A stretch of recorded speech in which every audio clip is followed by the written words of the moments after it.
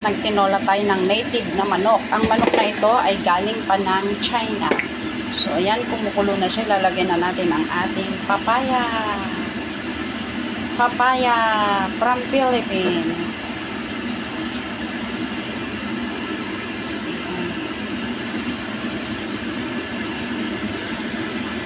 Hayaan natin siyang kumulo ng kumulo para maluto ang ating papaya. Ayan. Hayaan natin kumulo ng kumulo ang ating tinola.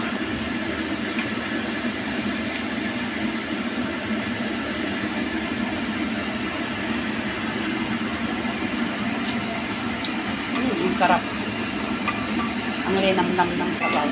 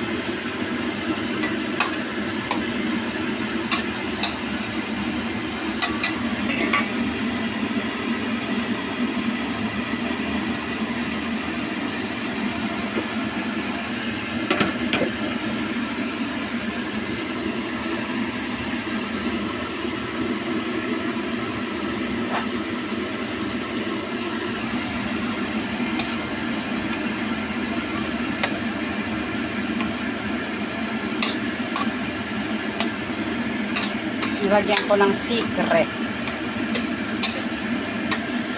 sauce para mas lalo siyang mayami.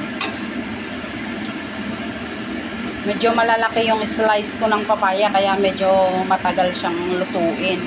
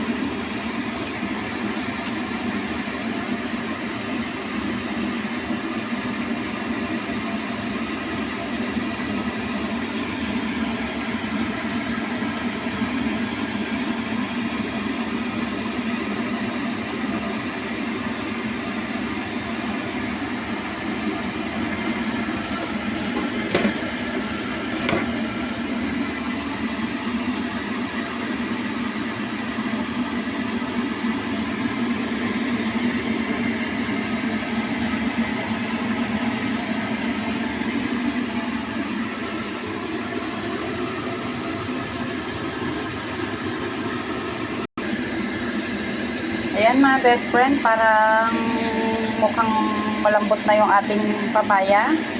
Lalagyan naman natin yung ating siling green. Ayan. Dalawa lang lagyan natin kasi ano siya, spicy. Masyado siyang maanghang. So pakuluan pa natin. Ayan, konting kulo-kulo pa.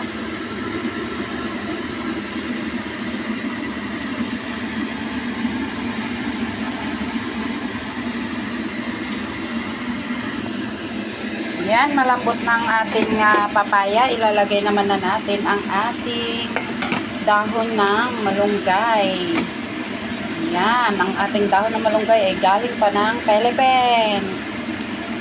Galing pa ng Pilipinas yan mga best friend. Yan, para healthy yung ating ulam today. Yan, manok man siya pero marami siyang dahon. Galing pa yan ng Pilipinas kaya sisimutin natin.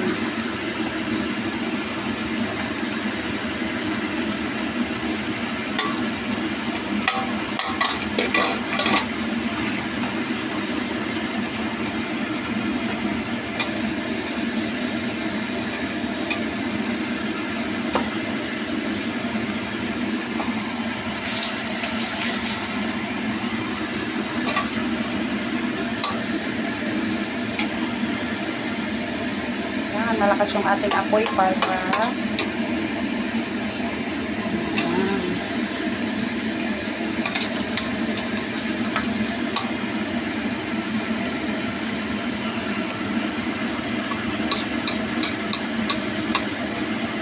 maluto yung ating malunggay. Yay! Sarap ng ating ulam. Tinolang malunggay. Ayan. Healthy siya. Tamang-tama yan mga best friend dahil ako ay nag-workout. Kaya ang kakainin ko lang ngayon is papaya and yung paa. Yan, yung paa. And dahon lang ng malunggay.